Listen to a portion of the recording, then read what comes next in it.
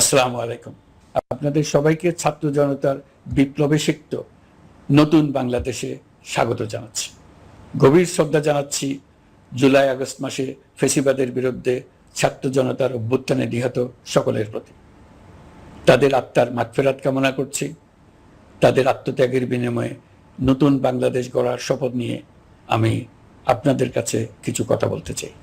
শরণার্থীকালের ভয়াবহ বন্যায় যারা মৃত্যুবরণ করেছেন, যারা অসুস্থ হয়ে পড়েছেন বা যারা সর্বস্ব হারিয়েছেন, যারা দুঃসহ জীবন যাপন করছেন, তাদের স্মরণে রেখে আজকের কথাগুলো বলছি।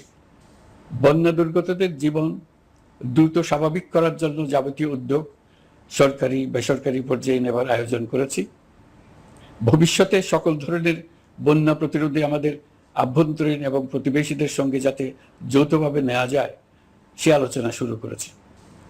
প্রিয় দেশবাসী, আপনারা জানেন বিপ্লবী ছাত্র জনতা জাতির এই ক্রান্তি লগ্নে আমাকে এক গুরু দায়িত্ব অর্পণ করেছে। তারা নতুন এক বাংলাদেশ গড়তে চায়। নতুন প্রজন্মের এই গভীর আকাঙ্ক্ষাকে বাস্তবে রূপ দেওয়ার সংগ্রামে আমি একজন সহযোদ্ধা হিসেবে তাদের সঙ্গে যোগ দিয়েছি। দেশের সকল বয়সের, সকল পেশার, সকল মতের, সকল ধর্মের সবাইকে বিনা দ্বিধায় এই সংগ্রামে যোগ দেওয়ার আহ্বান জানাচ্ছি। প্রিয় দেশবাসী, লক্ষ লক্ষ শহীদের রক্তের বিনিময়ে এবং লক্ষ লক্ষ মা বোনের আত্মদানের বিনিময়ে যে বাংলাদেশ আমরা পেয়েছিলাম তা ফেসিবাদ এবং স্বৈরাচারের হাতে ধ্বংস হয়ে গেছে।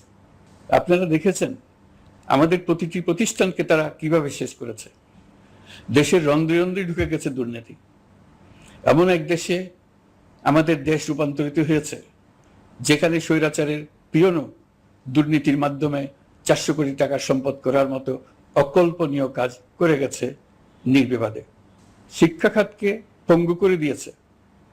ব্যাংকিং ও শেয়ার বাজার খাতে লুটপাট, প্রকল্প ব্যয়ে বিশ্ব রেকর্ড, অবাধ সম্পদ পাচার, আইন শৃঙ্খলা রক্ষাকারী সংস্থাকে নিজ দলের পুতুলে রূপান্তর, বাক স্বাধীনতা হরণ, মানবাধিকার হরণ, এসবই হিমশৈলের অগ্রভাগ মাত্র। ক্ষমতা কুক্ষিগত করতে ফ্যাসিবাদী সরকার খর্ব করেছে জনগণের সাংবিধানিক ক্ষমতা ও অধিকার।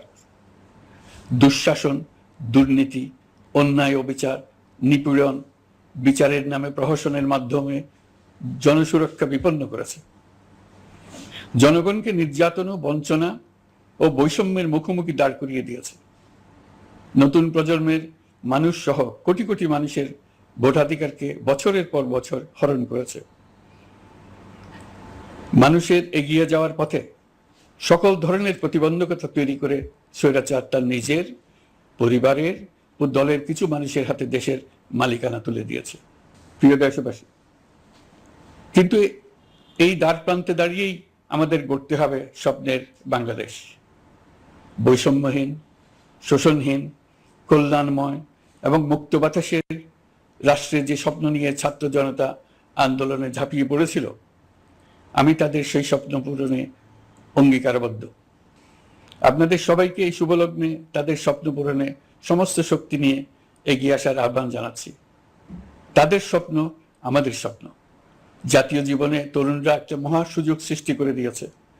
আমরা সবাইকে সুযোগ ব্যবহার করার কাজে এগিয়ে আসতে আহ্বান জানাচ্ছি। গণরোষের মুখে ফ্যাসিবাদী সরকার প্রধান দেশ ত্যাগ করার পর আমরা এমন একটি দেশ গড়তে চাই যেখানে প্রতিটি নাগরিকের মানবাধিকার থাকবে পুরোপুরি সুরক্ষিত। আমাদের লক্ষ্য একটাই, উদার, গণতান্ত্রিক, বৈষম্যহীন, অসাম্প্রদায়িক বাংলাদেশ। আমরা এক পরিবার, আমাদের এক লক্ষ্য। কোনো ভেদাভেদ যেন আমাদের স্বপ্নকে ব্যাহত করতে না পারে, সেজন্য আমরা প্রতিজ্ঞাবদ্ধ। বর্তমান সরকারের দায়িত্ব গ্রহণের মাত্র 2 সপ্তাহ শেষ হলো। কর্মযাত্রার প্রথম পর্যায়ে রাষ্ট্র সংস্কারের কাজে আপনাদের কাছ থেকে যে সমর্থন পাচ্ছি সেজন্য আন্তরিক ধন্যবাদ। আমরা অনুধাবন করছি যে আমাদের কাছে আপনাদের প্রত্যাশা অনেক। এই প্রত্যাশা পূরণে আমরা বদ্ধপরিকর। যদিও দীর্ঘদিনের গণতন্ত্রহীনতা, 15 বছরের ফ্যাসিবাদী শাসন ব্যবস্থা প্রায় প্রতিটি ক্ষেত্রেই আমাদের জন্য পর্বতসম চ্যালেঞ্জ রেখে গিয়েছে, কিন্তু এই চ্যালেঞ্জ গ্রহণে আমরা প্রস্তুত। আজ আমি সরকারের পক্ষ থেকে আপনাদের দোয়া ও সহযোগিতা কামনা করতে আপনাদের সামনে এসেছি। শুধু আমি বলবো, আপনাদের একটু ধৈর্য ধরতে হবে। এখনই সব দাবি পূরণ করার জন্য জোর করা, প্রতিষ্ঠানে ঢুকে ব্যক্তিবিশেষকে হুমকির মধ্যে ফেলা, মামলা গ্রহণের জন্য চাপ সৃষ্টি করা, বিচারের জন্য গ্রেফতারকৃত ব্যক্তিকে আদালতে হামলা করে আগেই এক ধরনের বিচার করে ফেলার যে প্রবণতা, তা থেকে বের হতে হবে। ছাত্র জনতার বিপ্লবের গৌরব ও সম্ভাবনা এসব কাজে ম্লান হয়ে যাবে। নতুন বাংলাদেশ গড়ার প্রচেষ্টা হতে ব্যাহত হবে। রাতারাতি এই পরিস্থিতি থেকে উত্তরণ কঠিন। নড়বড়ে এক কাঠামো, আমি বরং বলবো জনস্বার্থের বিপরীতমুখী এক কাঠামোর উপর দাঁড়িয়ে আমাদেরকে দেশ পুনর্গঠনের কাজে হাত দিতে হয়েছে। আমরা এখান থেকেই বাংলাদেশকে এমনভাবে করতে চাই যেন এদেশে জনগণই সত্যিকার অর্থে সকল ক্ষমতার উৎস হয়, বিশ্ব দরবারে একটি মানবিক ও কল্যাণকর রাষ্ট্র হিসেবে সমাদৃত হয়। তরুণ প্রজন্ম, শিক্ষার্থী ও জনতার আত্মত্যাগের প্রতি সম্মান জানাতে রাষ্ট্র সংস্কারের কাজে সফল আমাদের হতেই হবে। এর আর কোনো বিকল্প নেই। প্রিয় দেশবাসী, আপনারা ইতিমধ্যে জেনেছেন জুলাই আগস্ট মাসে গণ অভ্যুত্থানে বল প্রয়োগ ও হতাহতের যে দুঃসহ ঘটনা ঘটানো হয়েছে তার স্বচ্ছ তদন্ত করতে জাতিসংঘের মানবাধিকার কমিশনের প্রধানকে বাংলাদেশে এসে তাদের তদন্ত শুরু করতে আমরা আমন্ত্রণ জানিয়েছি। তদন্তের এই প্রক্রিয়া এই সপ্তাহে শুরু হবে। তাদের প্রথম দল ইতিমধ্যে এসে গেছে। আমরা ইতিমধ্যে ছাত্র জনতার বিপ্লবকে নস্যাৎ করতে যে শত শত মিথ্যা ও হয়রানিমূলক মামলা দায়ের করা হয়েছিল তার অধিকাংশ প্রত্যাহার করেছি এবং আটক ছাত্র জনতার মুক্তি লাভের ব্যবস্থা করেছে। পর্যায়ক্রমে মিথ্যা ও গায়েবী সকল মামলার ক্ষেত্রে অনুরূপ ব্যবস্থা গ্রহণ করে মানুষকে দুঃসহ ভোগান্তি থেকে মুক্ত করা হবে। ন্যায় বিচার নিশ্চিত করতে গণ অভ্যুত্থানের সকল শহীদ পরিবারকে পুনর্বাসন করবে। সকল আহত শিক্ষার্থী ও জনতার চিকিৎসার সম্পূর্ণ ব্যয় সরকার বহন করবে।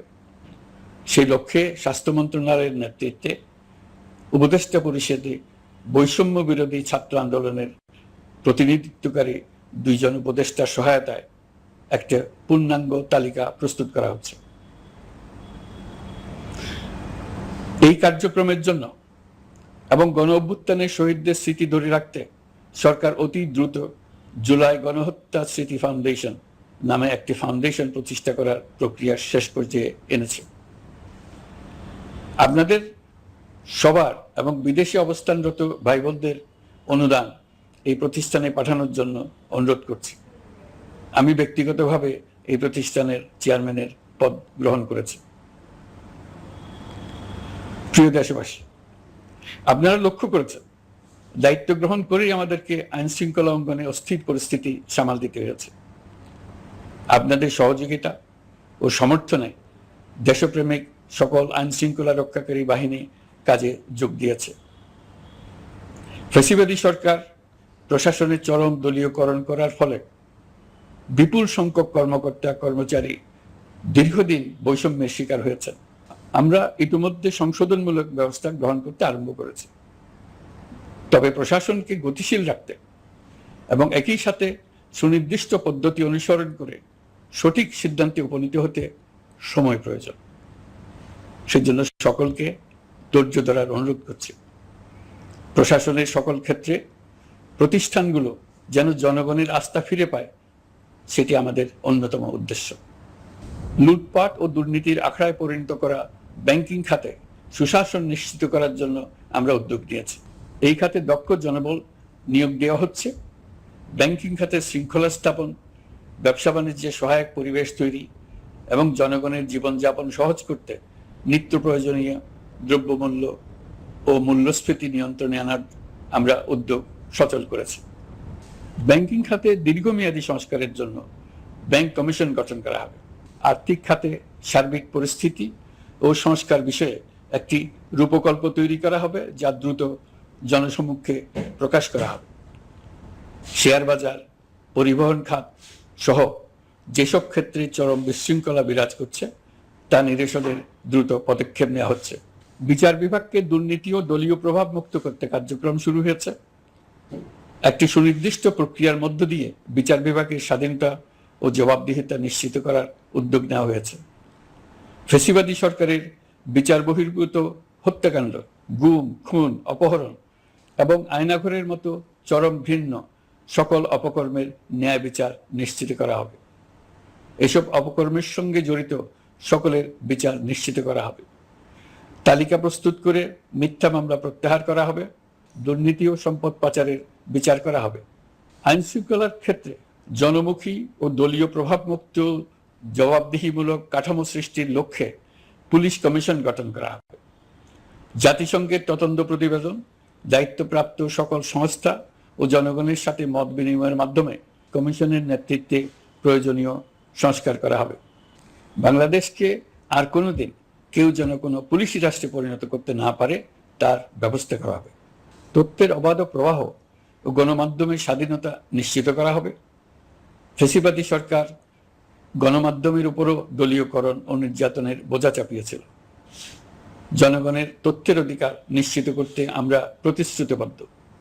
তথ্যের প্রবাহে বিদ্যমান আইনি ও অন্যান্য বাধা অপসারণ করা হবে। মত প্রকাশের স্বাধীনতা বাধাগ্রস্ত করে এমন সব আইনের নিপীড়নমূলক ধারা সংশোধন করা হবে। ইতিমধ্যে এই ধরনের আইনগুলো চিহ্নিত করে এই প্রক্রিয়া শুরু করা হয়েছে। বিদেশি সংবাদকর্মীদের এদেশে আসার পর যে অলিখিত নিষেধাজ্ঞা ছিল, ইতিমধ্যে আমরা তা তুলে নিয়েছি। বিদেশি সাংবাদিকদের দ্রুত ভিসা দিতে সংশ্লিষ্ট কর্মকর্তাদের নির্দেশ দেওয়া হয়েছে। আমরা আশা করি পরিবর্তিত পরিস্থিতিতে গণমাধ্যম কর্মীরা নিরপেক্ষ সাংবাদিকতা চালিয়ে যাবেন।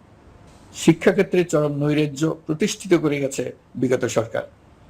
আমরা তার পূর্ণাঙ্গ সংস্কারের উদ্যোগ নেব। এটা আমাদের অন্যতম অগ্রাধিকার।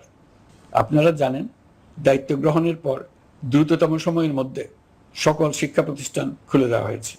শিক্ষার্থীদের জন্য সৃজনশীল, নিরাপদ ও ভীতিমুক্ত পরিবেশ নিশ্চিত করা আমাদের অঙ্গীকার। একই সাথে পাঠ্যক্রমকে যুগোপযোগী করার কাজও দ্রুত শুরু করা হবে। গণতন্ত্রকে সুসংহত করতে স্থানীয় সরকার প্রতিষ্ঠানগুলোকে শক্তিশালী করা হবে এবং ক্ষমতার বিকেন্দ্রীকরণ নিশ্চিত করা হবে। ছাত্র জনতার গণঅভ্যুত্থানকে সফল পরিণতি দিতে প্রশাসন, বিচার বিভাগ, নির্বাচন কমিশন ও নির্বাচনী ব্যবস্থা, আইন শৃঙ্খলা খাত এবং তথ্য প্রবাহে প্রয়োজনীয় সংস্কার সম্পূর্ণ করে অবাধ ও সুষ্ঠু অংশগ্রহণমূলক নির্বাচন আয়োজন করা হবে। এর লক্ষ্য হবে দুর্নীতি, লুটপাট, গণহত্যার বিরুদ্ধে একটি জবাবদিহিতামূলক রাজনৈতিক বন্দোবস্তের সূচনা। বর্তমান সরকার দুর্নীতির বিরুদ্ধে স্পষ্ট অবস্থান গ্রহণ করেছে। আমাদের সকল উপদেষ্টা দ্রুততম সময়ের মধ্যে তাদের সম্পদের বিবরণ প্রকাশ করবেন। পর্যায়ক্রমে এটা সকল সরকারি কর্মকর্তাদের ক্ষেত্রেও নিয়মিত এবং বাধ্যতামূলক করা হবে। রাষ্ট্রীয় পর্যায়ে দুর্নীতির বিরুদ্ধে ব্যবস্থা গ্রহণে সংবিধানের ৭৭ অনুচ্ছেদে প্রতিশ্রুত ন্যায়পাল নিয়োগে অধ্যাদেশ প্রণয়ন করা হবে। এবার কৃষি খাতের কথা একটু বলে। কৃষি নির্ভর বাংলাদেশে কৃষকের স্বার্থ যেন সুরক্ষিত থাকে, কৃষক যেন তার উৎপাদিত পণ্যের ন্যায্য মূল্য পায়, তা নিশ্চিত করা হবে। প্রবাসী শ্রমিকরা যেভাবে বৈষম্য বিরোধী ছাত্র জনতার আন্দোলনকে সমর্থন দিয়েছে, মুক্তিকামী জনগণ তা কৃতজ্ঞ চিত্তে স্মরণ করে। তাদের প্রতি সকল পর্যায়ে সম্মানজনক আচরণ নিশ্চিত করা হবে। বাংলাদেশের স্বাস্থ্য খাত অন্যতম দুর্নীতিগ্রস্ত খাত। জনগণের জন্য পর্যাপ্ত স্বাস্থ্যসেবা নিশ্চিত করার লক্ষ্যে স্বাস্থ্য খাতে প্রয়োজনীয় সংস্কার করা হবে। এই খাতে সংশ্লিষ্ট সকলকে জবাবদিহিতার আওতায় আনা হবে। হাসপাতালগুলোকে আধুনিকায়নের উদ্যোগ নেওয়া হবে এবং সেখানে সরকারি ডাক্তার সহ বিশেষজ্ঞদের নিয়মিত উপস্থিতি নিশ্চিত করা হবে। স্বাস্থ্যসেবা যাতে নির্দিষ্ট কিছু অঞ্চলে কেন্দ্রীভূত না থাকে, দেশের সব অঞ্চলের মানুষ সমান স্বাস্থ্যসেবা পায়, সে লক্ষ্যে প্রয়োজনীয় উদ্যোগ নিতে আমরা বদ্ধপরিকর। বর্তমান প্রজন্ম অনেক বেশি সচেতন। বিশ্বের বিভিন্ন প্রান্তে ঘটে যাওয়া পরিবর্তন বিষয়ে তারা ওয়াকিবহাল শুধু নয়, তারা নেতৃত্ব দিচ্ছে। তারা যে উন্নয়নের স্বপ্ন দেখে তা টেকসই এবং পরিবেশ বান্ধব, প্রকৃতি ধ্বংসকারী উন্নয়ন নয়। শুধু জিডিপি একটি দেশের উন্নয়নের মাপকাঠি হতে পারে না। নদী, নালা, খাল দূষিত করে যে উন্নয়ন হয় তা দীর্ঘমেয়াদী নয়। জ্বালানির বিরুদ্ধে পরিবেশবাদীদের সাথে আমাদের সরকারের অবস্থান সামঞ্জস্যপূর্ণ। জলবায়ু পরিবর্তন রোধ করতে এবং আগামী প্রজন্মের জন্য সুস্থ একটা পৃথিবী রেখে যেতে কার্বন নিঃসরণ শূন্যের কোটায় নামিয়ে আনার বিকল্প নেই। আমাদের সরকার পরিবেশ ও জলবায়ু রক্ষায় সর্বোচ্চ গুরুত্ব দেবে। এই কার্যক্রমে তরুণ সম্প্রদায়কে সম্পৃক্ত করা হবে। ইতোমধ্যে বিভিন্ন রাষ্ট্র ও জাতিসংঘ বর্তমান সরকারের কর্মসূচির প্রতি সমর্থন ব্যক্ত করেছে। আমরা সকল রাষ্ট্রের সাথে বন্ধুত্বপূর্ণ সম্পর্ক বজায় রাখব। আমাদের পররাষ্ট্রনীতির ভিত্তি হবে পারস্পরিক আস্থা, বিশ্বাস ও সহযোগিতা। আমরা মানবাধিকার আইন সহ সকল আন্তর্জাতিক আইনের প্রতি শ্রদ্ধাশীল। আমাদের পক্ষ থেকে গুম বিষয়ক আন্তর্জাতিক চুক্তির পক্ষরাষ্ট্র হওয়া সহ বিভিন্ন পদক্ষেপ নেওয়া হয়েছে। ইতিমধ্যে পক্ষভুক্ত এমন সকল আঞ্চলিক ও দ্বিপাক্ষিক চুক্তি ও সমঝোতা বাস্তবায়ন করে যাব। আমাদের সরকার রোহিঙ্গা সমস্যার বাস্তবসম্মত সমাধানের লক্ষ্যে আন্তর্জাতিক সম্প্রদায়ের সাথে কাজ করে যাবে। আমরা জাতীয় ঐক্যে বিশ্বাসী। প্রয়োজনীয় সংস্কারের লক্ষ্যে রাজনৈতিক ঐক্যের মধ্য দিয়ে নিশ্চিত করা হবে নারী, শিশু, প্রতিবন্ধী, ধর্মীয় সংখ্যালঘু, আদিবাসী সকলেই এদেশের নাগরিক এবং সমান আইনের সুরক্ষার অধিকারী। তাদের সকলের মানবিক অধিকার সহ অন্যান্য সকল অধিকার নিশ্চিত করার উদ্যোগ নেওয়া হবে। এই জন্য আমি উপদেষ্টা পদমর্যাদা সম্পন্ন একজন বিশেষ সহকারী নিয়োগ দিয়েছি, যার দায়িত্ব হবে জাতীয় সংহতি উন্নয়ন। বন্যা কবলিত এলাকার সকল মানুষের দুর্ভোগ লাঘবে সরকার সঠিক সহায়তা দেওয়ার জন্য সরকারের যত কার্যক্রম আছে তাদের সচল করেছে। ইতিমধ্যে উপদেষ্টাবৃন্দ বিভিন্ন এলাকার দায়িত্ব নিয়ে এলাকায় গেছেন। আমার কার্যালয়ে একটা নিয়ন্ত্রণ কক্ষ স্থাপন করা হয়েছে। বন্যা পরবর্তী কার্যক্রম নেওয়া হয়েছে। ভবিষ্যতে বন্যা নিয়ন্ত্রণের জন্য করণীয় কি স্থির করার জন্য পদক্ষেপ নেওয়া হচ্ছে। দেশপ্রেমিক সেনাবাহিনী, পুলিশ, বিজিবি, র্যাবকে গুম নির্যাতনের কাজে লাগিয়ে তাদের কলঙ্কিত করা হয়েছে। তারা দেশের গৌরব। তাদেরও কিছু অতি উৎসাহী সদস্যের কারণে পুরো বাহিনীকে আমরা কলঙ্কিত দেখতে চাই না। আমরা অপরাধীদের চিহ্নিত করতে চাই এবং তাদের শাস্তি দিতে চাই, যেন ভবিষ্যতে কারো হুকুমে দেশপ্রেমিক কোনো বাহিনীর, পুলিশের, র্যাবের কোনো সদস্য হত্যাকাণ্ড, গুম ও অত্যাচারে জড়িত হওয়ার সাহস না করে। তাদের কাছে হুকুম যত বড় কর্তৃপক্ষের কাছ থেকে আসুক না কেন, তারা তা উপেক্ষা করবে। ভবিষ্যতে উপরওয়ালার হুকুমে এমন ঘৃণ্য কাজ করতে বাধ্য হয়েছে এমন ব্যাখ্যা কারো কাছে গৃহীত না হয় তার ব্যবস্থা করা হবে। আমি দেশরক্ষা বাহিনী, পুলিশ বাহিনী এবং অন্যান্য সহল বাহিনীকে নির্দেশ দিয়েছি তারা তাদের মধ্যে যারা হত্যাকাণ্ড, গুম, খুন বা শারীরিক মানসিক অত্যাচারে সরাসরি জড়িত তাদের চিহ্নিত করে বিচারের ব্যবস্থা করতে। যারা গুম হয়েছে, হত্যার শিকার হয়েছে তাদের তালিকা প্রস্তুত করতে। তাদের পরিবার সমূহকে সান্ত্বনা দেওয়ার ভাষা আমার নাই। তাদের জীবনে শান্তি ফিরিয়ে আনতে আমরা প্রচেষ্টা অব্যাহত রাখব। আমি সকল দেশরক্ষা বাহিনী ও আইনশৃঙ্খলা বাহিনীকে তাদের উপর জনগণের সম্পূর্ণ আস্থা ফিরিয়ে আনতে সকল পদক্ষেপ গ্রহণ করতে নির্দেশ দিয়েছি। গত 15 বছরের দুর্নীতি, অর্থ পাচার ও জনস্বার্থ বিরোধী চুক্তি স্বাক্ষর, প্রকল্পের নামে লুটপাট ইত্যাদি তথ্য নিয়ে একটি শ্বেতপত্র প্রণয়নের জন্য আমি ইতিমধ্যে একটি কমিটি গঠন করেছি। আমি বিভিন্ন দেশের রাষ্ট্রদূত এবং দাতা সংস্থার প্রতিনিধিদের সঙ্গে বৈঠক করেছি এবং করে যাচ্ছি। ছাত্র জনতার গণঅভ্যুত্থানের পর দেশ গঠনের জন্য সকল প্রকার আর্থিক অন্যান্য সহযোগিতার জন্য তাদেরকে অনুরোধ জানাচ্ছি। তারা এই ব্যাপারে আগ্রহ দেখাচ্ছে। তাদের কাছে আমাদের প্রস্তাব শুভ প্রণয়ন করে দ্রুত পাঠানোর ব্যবস্থা নিয়েছি। তাদেরকে অনুরোধ জানিয়েছি তারা যেন পরিস্থিতির কারণে অতি দ্রুত অর্থ ছাড় করার ব্যবস্থা নেন। তাদেরকেও বলেছি যে অবস্থার মধ্য দিয়ে আমরা যাচ্ছি তা যেমন একটি দুর্যোগপূর্ণ সময়, তেমনি এটা জাতির জীবনে মস্ত বড় সুযোগ। এই সুযোগকে যেন আমরা পূর্ণভাবে কাজে লাগাতে পারি, সেই জন্য তাদের সহযোগিতা চেয়েছি। এই গণ অভ্যুত্থানে বিদেশে অবস্থানকারী বাংলাদেশিরা অত্যন্ত গুরুত্বপূর্ণ ভূমিকা পালন করেছেন। জাতি তাদের অবদান বিশেষভাবে স্মরণ করবে। নতুন বাংলাদেশ গড়ার কাজে আমরা তাদের অংশগ্রহণ চাইব। আমাদের একটি লক্ষ্য হবে বিদেশগামী এবং প্রত্যাবর্তনকারী প্রত্যেক প্রবাসী শ্রমিককে মর্যাদা ও সম্মানের সঙ্গে দেশে আসা এবং যাওয়া নিশ্চিত করা। সে ব্যাপারে শিগগিরই পদক্ষেপ নেওয়া হবে। বিদেশে অবস্থানরত সকলের কাছে আমার আবেদন, তারা যেন তাদের উপার্জিত অর্থ অফিসিয়াল চ্যানেলে দেশে পাঠান। দেশের অর্থনৈতিক সংকট উত্তরণে এই অর্থ বিশেষভাবে প্রয়োজন। কি কি ব্যবস্থা নিলে তাদের জন্য অফিসিয়াল চ্যানেলে অর্থ পাঠানো সহজ হবে সেটা সম্বন্ধে আমরা তাদের পরামর্শ নেব। সারা দেশ ঘুষের মহাসমুদ্রে নিমজ্জিত। কিভাবে ঘুষ থেকে আমরা মুক্ত হতে পারি তার জন্য আমাদের পরামর্শ দেন। শুধু এই কাজটা নিয়ে অগ্রসর হতে পারলেই আমি মনে করি দেশের জন্য এই সরকার একটা গুরুত্বপূর্ণ অবদান রেখে গেছে বলে স্মরণীয় হয়ে থাকবে। আমি কথা দিচ্ছি, এই ব্যাপারে আমি আমার সর্বশক্তি নিয়োজিত করব। আমাদের দায়িত্ব দেশের সকল মানুষকে একটি পরিবারের বন্ধনে আবদ্ধ করা। পরিবারে মতভেদ থাকবে, বাকবিতণ্ডা হবে, কিন্তু আমরা ভাই বোন, আমরা বাবা মা, আমরা কেউ কারো শত্রু না। কাউকে তার মতের জন্য শত্রু মনে করব না, কাউকে ধর্মের কারণে শত্রু মনে করব না, কাউকে লিঙ্গের কারণে শত্রু মনে করব না। আমরা সবাই সমান, কেউ কারো উপরে, কেউ কারো নিচে না।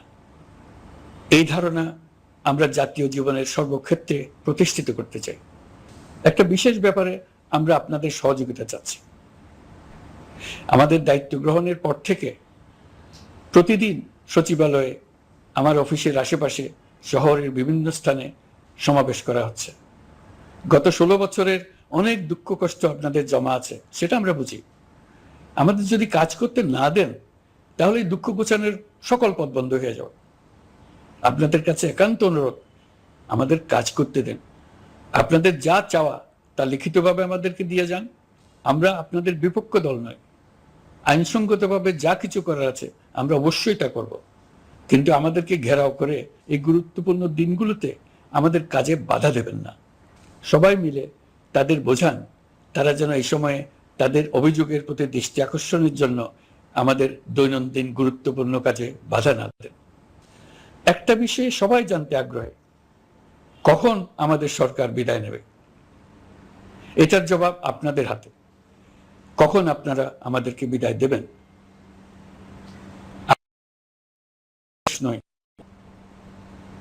নিজ নিজ পেশায় আমরা আনন্দ পাই। দেশের সংকটকালে ছাত্রদের আহ্বানে আমরা এই দায়িত্ব গ্রহণ করেছি। আমরা সমস্ত শক্তি দিয়ে দায়িত্ব পালন করব। আমাদের উপদেষ্টা মণ্ডলীও এই লক্ষ্যে উদ্বুদ্ধ হয়ে সবাই মিলে একটা টিম হিসেবে কাজ করে যাচ্ছি। কখন নির্বাচন হবে সেটা সম্পূর্ণ রাজনৈতিক সিদ্ধান্ত, আমাদের সিদ্ধান্ত নয়। দেশবাসীকে ঠিক করতে হবে আপনারা কখন আমাদেরকে ছেড়ে দেবেন। আমরা ছাত্রদের আহ্বানে এসেছি, তারা আমাদের প্রাথমিক নিয়োগকর্তা। দেশের আপামর জনসাধারণ আমাদের নিয়োগ সমর্থন করেছে। আমরা ক্রমাগতভাবে সবাইকে বিষয়টি স্মরণ করিয়ে যাব, যাতে হঠাৎ করে এই প্রশ্ন উত্থাপিত না হয় আমরা কখন যাব। তারা যখনই বলবে আমরা চলে যাব। আমরা সংস্কারের অংশ হিসেবে নির্বাচন কমিশনকেও সংস্কার করব।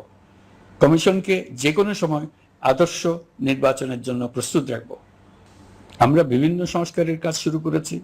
দেশবাসীকে অনুরোধ করব একটা আলোচনা শুরু করতে। আমরা সর্বনিম্ন কি কি কাজ সম্পূর্ণ করে যাব, কি কি কাজ মোটামুটি করে গেলে হবে। এই আলোচনার মাধ্যমে আমরা একটা দিক নির্দেশনা পেতে পারি। তবে চূড়ান্ত সিদ্ধান্ত রাজনৈতিক সিদ্ধান্ত, সেটা রাজনৈতিক আলোচনা থেকেই আসবে।